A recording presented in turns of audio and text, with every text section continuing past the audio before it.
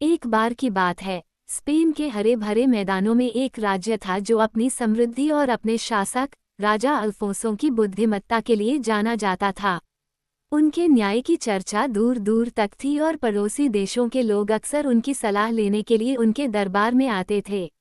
हालांकि राजा अल्फोंसो की बुद्धि को एक धूप वाली सुबह उनके दरबार में पहुंची कुछ अजीबोगरीब याचिकाओं की श्रृंखला द्वारा कड़ी परीक्षा से गुजरना पड़ा। उस दिन ऐसी कहानियां सामने आने का वादा किया गया था जो पीढ़ियों तक सुनाई जाती रहेंगी। राजा के पास सबसे पहले एक युवा चरवाहा आया, जिसका चेहरा धूप से थका हुआ था और कपड़े खेतों की धूल से सने हुए थे।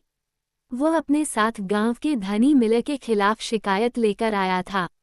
चरवाहे ने मिलर पर आरोप लगाया कि उसने जमीन के एक छोटे से टुकड़े पर गलत तरीके से कब्जा कर लिया है, जो उसके अनुसार पीढ़ियों से उसके परिवार का था। महाराज, चरवाहे ने विनती की, इस जमीन ने मेरी भेड़ों और मेरे परिवार को खाना खिलाया है। इसके बिना हम बर्बादी का सामना करेंगे।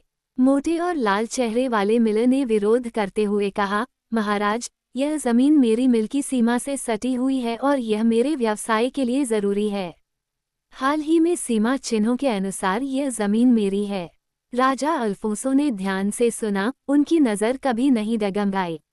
उन्होंने गांव के बुजुर्ग से सालों पुराने नक्शे लाने को कहा। ध्यान से जांच करने के बाद राजा ने नक्शे पर अंकित एक अजीबोगरीब पुराना पेड़ देखा, जो अभी भी विवादित भूमि पर खड़ा था। राजा ने खुद उस जगह का दौरा करने का फैसला किया। वहां पहुंचने पर राजा अल्फोंसो ने देखा कि जमीन कैसी है, चक्की कितनी नज़दीक है और चरवाहे की भेड़ें कितनी दूर तक फैली हुई हैं। फिर उन्होंने घोषणा की, जमीन बांटी जाएगी। चक्की वाला चक्की के पास की जमीन का इस्तेमाल अपने विस्तार के लिए करेगा और चरवाहा अपनी भेड़ों को बाकी बची जमीन पर चराएगा। आप दोनों की आजीविका राज्य के लिए महत्वपूर्ण है। चक्की वाला और चरवाहा अनिच्छा से सहमत हो गए, क्योंकि वे जानते थे कि राजा का निर्णय हमेशा संतुलित और व्यापक भलाई के लिए होता है। मिलर और चरवाहे के चले जाने के तुरंत बाद एक युवती सिंहासन के पास पहुंची।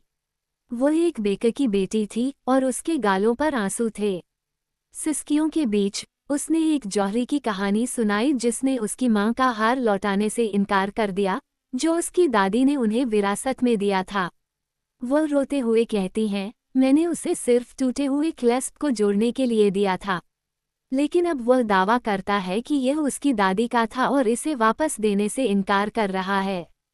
जौहरी, एक मध्यम आयु वर्ग का चतुर आंखों वाला आदमी, एक समान हार प्रस्तुत करता है और जोर देकर कहता है, मुझसे ईमानदारी से गलती हुई है, महाराज। यह हार वास्तव में मेरा है। राजा ने बुद्धिमानी और धैर्य के साथ एक उपाय सुझाया। हम दोनों हार 3 रातों के लिए दरबार की देखरेख में रख देंगे। जो भी हार असली मालिक को सपने में मिलेगा, उसे लौटा दिया जाएगा। जौहरी और बेकर की बेटी दोनों ने ही इस बात पर सहमति जताई। दोनों को अपने अपने दावे पर पूरा भरोसा था। तीसरी रात जौहरी को सपना आया कि राजा उस पर बेईमानी का आरोप लगा रहा है और वह डरकर जाग गया। अगली सुबह उसने धोखे की बात कबूल की और हार असली मालिक बेकर की बेटी को लौटा दिया गया। दिन अभी खत्म भी नहीं हुआ था कि एक बूढ़ी औरत राजा के पास पहुंची। वह अपने साथ एक अजीबोगरीब मामला लेकर आई थी, जिसमें उसके बगीचे में एक जादुई संतरे का पेड़ था, जो सिर्फ एक तरफ से फल देता था, वह हिस्सा जो उसके पड़ोसी के आंगन की तरफ झुका हुआ था। उसके पड़ोसी, एक चालाक आदमी, ने सभी संतरे अपने नाम कर लिए और कहा कि वे उसकी जमीन पर हैं। राजा ने दोनों पक्षों की बात सुनने के बाद बगीचे में जाने का फैसला किया। पेड़ और उसके लगाए जाने के तरीके को देखते हुए उन्होंने घोषणा की, पेड़ की जड़ें आपके बगीचे में हैं, इसलिए यह आपका है।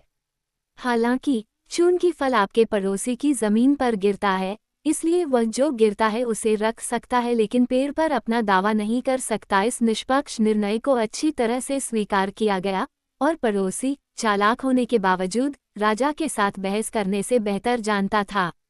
जैसे ही सूरज क्षितिज के नीचे डूबा, राजा अल्फोंसो अपने महल में लौट आया। उसका दिल भारी था, फिर भी उम्मीद से भरा हुआ था। प्रत्येक निर्णय निष्पक्षता, करुणा और न्याय के नाजुक संतुलन का एक सबक था। उस दिन की कहानियां पूरे देश में फैल गईं और राजा अल्फोंसो की लियोन के बुद्धिमान राजा के रूप में प्रतिष्ठा स्थापित हो गई। उनके फैसले स्कूलों में पाठ बन गए, चूल्हों पर साझा की जाने वाली कहानियां बन गईं और दूसरे शासकों के लिए अनुकरणीय उदाहरण बन गए। समय के साथ राजा बूढ़ा हो गया, लेकिन उसकी बुद्धि कभी कम नहीं हुई।